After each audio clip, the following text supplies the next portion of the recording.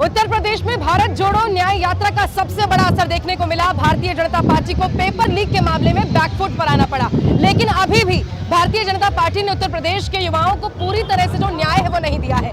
सबसे पहले आपको बताऊं कि आपने लगातार देखा, जब से वाराणसी से भारत जोड़ो न्याय यात्रा उत्तर प्रदेश में प्रवेश किया था, तब से बड़ी संख्या में उत्तर प्रदेश के युवा यात्रा में राहुल गांधी के सामने अपनी समस्या लेकर आ रहे थे। पेपर लीक का मुद्दा लगातार उठाया जा रहा था और राहुल गांधी ने भी अपने मंच से पुरजोर तरीके से पेपर लीक के मुद्दे को उठाया था, जिसके बाद आज भारतीय जनता पार्टी की डबल इंजन की सरकार पूरे 7 दिनों के बाद, 7 दिन पहले पेपर लीक होता है और 7 दिन के बाद बीजेपी बैकफुट पर आती है और इस पूरी परीक्षा को रद्द किया जाता है। लेकिन सबसे बड़ा सवाल अभी यहाँ पर यह है कि जिन छात्रों ने परीक्षा दी उनको अब परीक्षा कब देना है, यानी कि अगली तारीख क्या होगी परीक्षा का, इसका ऐलान अभी तक नहीं हुआ है।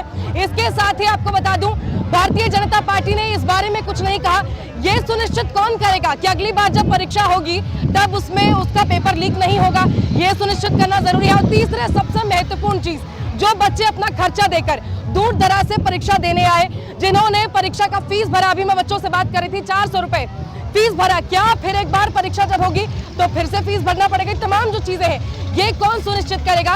ये सबसे बड़े सवाल हैं जो अभी भी बरकरार है। लेकिन इस यात्रा का मकसद ही ये था, जिनके साथ अन्याय हो रहा है उन्हें न्याय दिलाना, और युवा न्याय भी इसमें शामिल है। युवाओं के साथ 2 करोड़ रोजगार का जुमला देकर सत्ता में आई सरकार ने किस तरह से साल दर साल उनको बेरोजगारी की ओर धकेला, वो तमाम लोगों ने देखा, वो देश ने देखा। और ऐसे में जब पेपर लीक होता है तो उनका जो गुस्सा है, जो रोष है, आपने वाराणसी की सड़कों पर, उत्तर प्रदेश की सड़कों पर देखा था।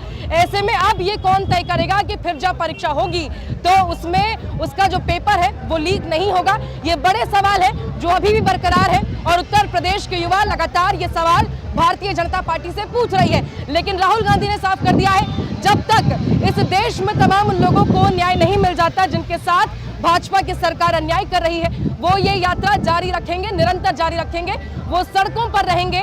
आपने मुरादाबाद में देखा और आप संभल में आप देखेंगे, यहाँ पर भी प्रियंका गांधी और राहुल गांधी युवाओं की आवाज, किसानों की आवाज, महिलाओं की आवाज, श्रमिकों की आवाज उठाते नजर आएंगे। न्याय का हक मिलने तक ये यात्रा